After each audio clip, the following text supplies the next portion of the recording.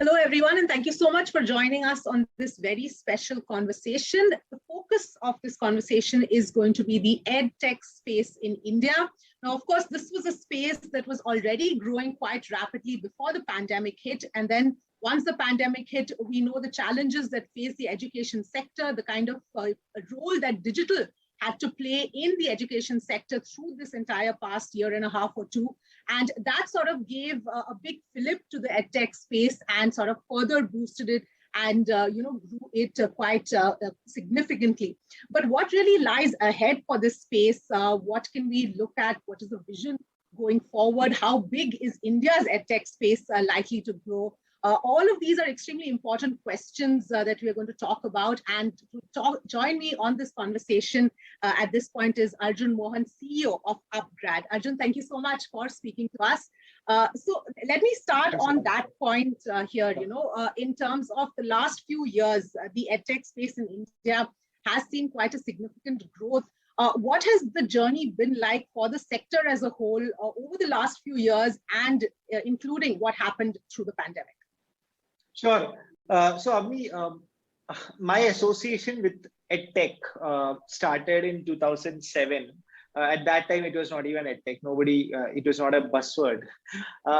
So, initial few years, the whole transition into offline to online delivery, which is the predecessor of edtech as we see today, happened because of an observation we had earlier on that a lot of students in class, if the session is done by a good teacher who understands how they are learning, doesn't have any questions.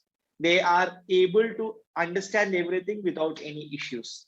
So it was based on this concept that the first video learning platform was created. And we saw a lot of intake on that. So the growth of the whole premise or growth of the whole sector initially happened in the K-12 space, because obviously there were the demand was very high, 250 million school-going students.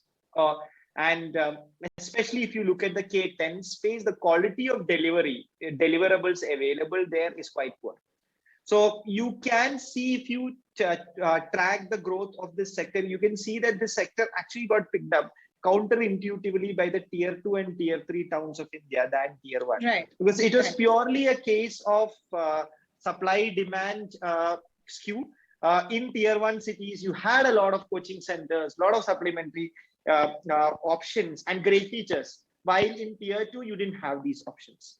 As a result of which, when online provided them access to the best of the teachers at a cost-effective solution-wise, they lapped to it. The way I see it is, this was the first time when a level playing field was created between a tier 1 kid and a tier 2 or 3 kids. That's what we see, right? If you look at any of the IIT admissions earlier on, or IIM admissions earlier on, you'll see that all of them are city dwellers, all of them are metros, because they had that exposure. So the fundamental reason why this got picked up as a concept is because of that. It suddenly provided that level playing field. Right. Over a period of time, the segment grew. And I think the interesting trend which we are seeing today, which is actually, I would say, the phase 3 of edtech, is now from a K-12, it has moved into all other sectors. Right. Higher ed, which was a poor cousin of K-12, is as big as K-12 today. Because what has happened is, in higher ed, online learning has just not been supplementary. It has been formal education. Thanks to the new education policy, we can do a BBA, BCA, MBA, MCA online today. Yes. As a result of which, you can see that the sector is truly arrived. And today, at least on the master segment of it, working professionals are really thinking, should I go take a break and do this offline, or should I do it alongside my job? It may do us extra work for me, but this penance of 2 years will make me upskill at no loss of my salary. So that's where we sit today. Okay. Yes, of course, as you said, the pandemic has hastened it, but this is not just an outcome of pandemic. It was always on a growth trajectory. It was already coming, and sort of the pandemic sort of speeded up the process, so to speak. But just one of your points, taking that forward in terms of the entire edtech space today, as we see it, a lot of it is geared towards, the competitive exams and, to gear towards the already existing or legacy educational system, as I see it. How, in what way do you see that shift coming in, where it is going to be one part of edtech is going to be towards competitive exams, the other part will be to so-called challenge the existing education system altogether? Sure. So a very interesting question. And I would say I'll again segment that question into two parts. And I would look at the segment in India pre-12th standard and post-12th standard, right? See, pre-12th standard, I mean, like whether we want to accept it or not, most of the good students in India want to become an engineer or doctor today, right? That's how it works. So it's always a JE dreamt student or a MBBS dreamt student. That's where the entire thing comes in. In an economy like that or a market like that, it's quite obvious that the supply-demand crisis exists for these kind of seats. And hence coaching or test prep as a segment has been really big. So that is what you said, the supplementary learning or the test prep preparation sort of things is very, very prevalent in K-12. But I don't see the same direction being taken post K-12 or in higher ed, because there we are not really chasing a seat in a good engineering or med school. We are chasing jobs. Yes. Once you are out of 12th standard, it's all about how do I upskill myself to get a job? How do I upskill myself to get a better paid job, right? So there, suddenly you don't have a structured mechanism of selection. You have, thanks to the growth we are seeing today, a lot of companies who only talks about skills, who only talks about hiring people who know the stuff, who has the right attitude, who has the right skill set. And hence, we are able to create imbalance in the status quo. Otherwise, it was always like this, right? You need an UGC approved degree, then only you will get a promotion. Or you need an AICT approved master, then only will you get a job. That has changed because now the key employer is no longer government. The key employer is private sector, and people aspire to get there. Hence, I see higher ed, online education as a change which is not going back. Because you have really created an outcome-driven revolution here, not just run in parallel to the system and made entry to the system easy. Yes, absolutely. I think you've hit the nail on the head there. But do you really see that changing, dramatically? And how fast do you think that change will come? Because I tell you the reason I'm asking, because to my mind, the value in the edtech space will really come when I do a course, online through one of these platforms, and my employability is still the same as somebody who comes from so-called these branded institutions. So when that paradigm shift really comes, that's when the value of the edtech space will go up remarkably. Yeah. So Avani, again, today I think that shift has happened, and that shift has accelerated tremendously due to COVID. Okay. COVID forced our corporate sector to understand that things they always thought needs to be done offline can be done online.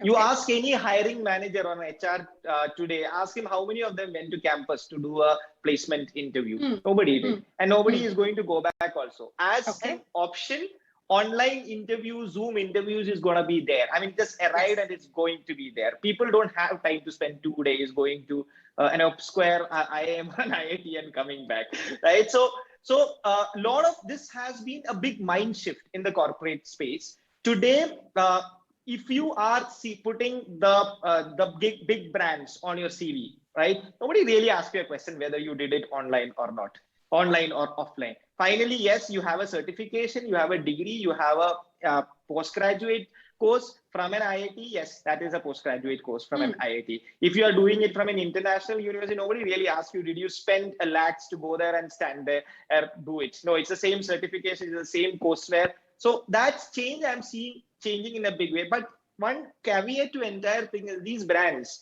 these aspect will give you a shortlist, because that's how typically the system works.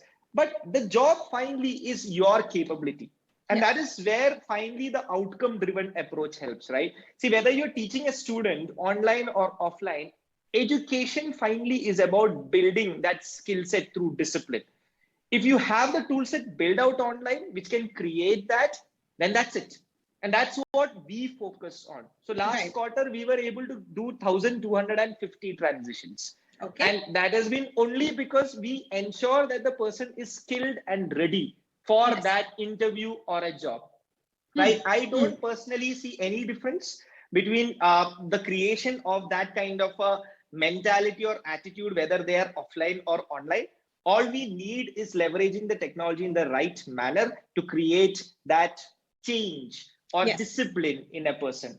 I am just, I mean, something comes back to my mind when we are talking about it. So there's a very old adage which we keep hearing, that distance learning starts from the second row of a classroom. Right? So that is how it is. So, if you're a first bencher, maybe sitting in a classroom makes a difference, but otherwise not at all. Right. Yeah, absolutely. But where does upGrad really fit into all this in terms of your own strategies, whether it is focusing on the traditional competitive exam space, or looking at it as overhauling the education system or challenging the education system? If you can just tell us a little bit about that. See, I don't think we want to be seen as a challenger, right? We want to be seen as an enabler. Someone is making a positive change in this economy, in this country. See, the basic premise we started this company was the gross enrollment ratio, or the GER, of this nation. We are currently at a 27% gross enrollment ratio in our graduate schools. A developing country like India needs that number to be 70%. Now, this happens typically due to three reasons: affordability, access, and quality. People don't have access to good institutions. Even whatever they have access to, they don't think that it's worth their money, and because the quality is not there. So our understanding, or the way we thought about it, is that we said that we can solve this problem not by building hundreds of university buildings. As a country, we don't have that kind of money. While we are clear that this solution exists online, it is about taking things online, making it accessible and affordable to everyone. So that's the premise we started with. There is one thing which we do very differently versus any other institution in this country. So we have, because of the supply-demand gap, all our institutions have been always entry-controlled institutions. That is because they have access to a large number of people. The institutions pick up the best and then take them through a process, which is in most of the times very easy to go through. And then obviously, because they were good, they come out as great individuals. We work on an exact opposite mechanism. We don't create large barriers to entry. We work with institution to make the barrier to entry easier. There has to be barrier because, of course, we are doing UGC courses, and UGC courses requires the institution which are delivering it on our platform to do the entrance process themselves. But we try to make it more open to more number of people, because we do understand that everyone has got a different skill set. So we don't create an entry barrier where only 1 in 1 million who writes our examination comes in. We would, if possible, we would take all 1 million, but of course that is not possible. But we try to bring in a huge variety. Then the process is hard. The process is rigorous. Our process, our learning experience is rigorous. We make them do a lot of things. We make them do things to improve their sharpness, improve their skill set, improve their caliber. And then we try to bring them out as much better individuals. So if you ask me, this is the only way we are trying to challenge the status quo. Otherwise, we are partners to the best institutions of this country, and we're trying to get their quality out to the masses. So any sort of numbers or data that you can sort of share with us at this point to sort of explain, what we're seeing right now? Yeah, so only talking about upGrad data. On our platform, so we have 89% completion rate, which means that everyone who does a paid course with us, literally everyone completes it. Even university systems doesn't have that kind of completion rate. When we start any course with our learner, we ask them to give us the outcome they are looking at. The outcomes are typically transition, that is they want to move into a new domain, get a new job, or acceleration, that is they want to get a promotion in their existing job or existing domain, or it is about just professional confidence, that is I want a better project, I want a better recognition in my office, so on and so forth. So when they start itself, we ask them to put this down there. Then we tell them that to get this, these are the skill sets you need to improve on. You are now at this point A, you need to you need to go to point B, and we will help you on that. That's what the learning experience entirely is. So after the course is completed, we do NPS of these people and try to understand how many of them got an outcome. 5 out of 6 people who do our courses gets the outcome they are looking at. And this is data verified by Deloitte. So the credibility is also there. So this is what, I mean, this is the outcome which I am talking about. We continue and we try to give them end-to-end experience. We have an in-house subsidiary of placement company also, which we call as Recruit. So what we try to do is we try to source jobs for people who don't have a job already planned and tell them that, hey, you can apply for all this. And in the process of application, we help to skill them more to crack that interview, do a good CV, so on and so forth. So we pride ourselves for being an end-to-end player because we are obsessed with the outcome our learner wants to achieve. Yes, absolutely. Right. Now, Arjun, the other aspect which I wanted to talk to you about, and I also find quite interesting, is the way this the platforms, the tech space actually works in terms of the teachers, the instructors. So part one of my question is, at this point, what is the ratio between automated courses where one just goes and that reads through the material, illustrations, sort of that way, and versus actual teacher guided or instructor guided courses at this point? Yeah, so I mean, none of our courses are none of our courses are content alone. Okay. It is a combination of a lot of things. So that is how we differentiate ourselves from a MOOC platform like a Coursera or Udemy. That's just content out there. Anyone can go and do it. But it doesn't happen. People don't do that, right? Yes. So if people do that, then you don't need universities, right? Libraries would have done. So that's the difference. If they are libraries, we are universities. That's a difference. So learning process is a closely guarded, I would say, an instructor-driven process, not one instructor, multiple instructor. It requires someone to handhold you through the entire process because people are just not self-motivated to do it. Yes. Right. So that's the difference between, I told you, our completion ratio is around 89%, while a world over the MOOC platforms has got a 2% completion rate.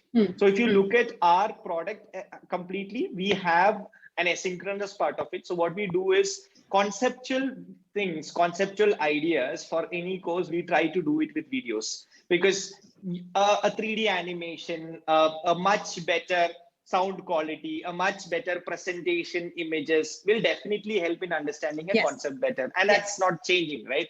Correct.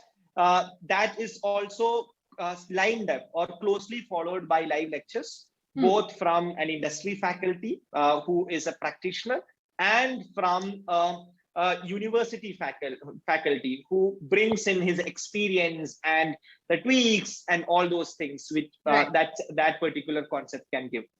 Right. This is followed by assessments, like projects. I mean, there's so many things which comes in.